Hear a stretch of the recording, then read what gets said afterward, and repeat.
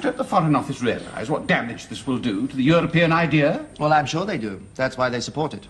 Well, surely the Foreign Office is pro-Europe, isn't it? Yes and no. If you'll forgive the expression. The Foreign Office is pro-Europe because it is really anti-Europe. The civil service was united in its desire to make sure that the common market didn't work. That's why we went into it. What are you talking about? Minister, Britain has had the same foreign policy objective for at least the last 500 years, to create a disunited Europe.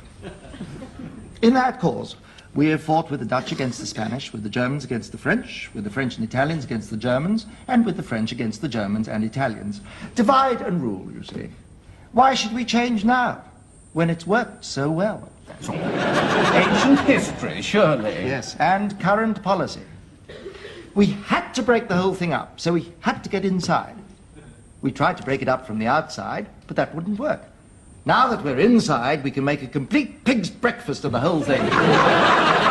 Set the Germans against the French against the Italians against the Dutch. The Foreign Office is terribly pleased. It's just like old times.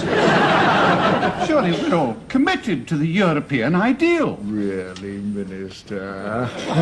If not, why are we pressing for an increase in the membership? Well, for the same reason. It's just like the United Nations, in fact. The more members it has, the more arguments it can stir up, the more futile and impotent it becomes. What appalling cynicism. Yes. We call it diplomacy, Minister.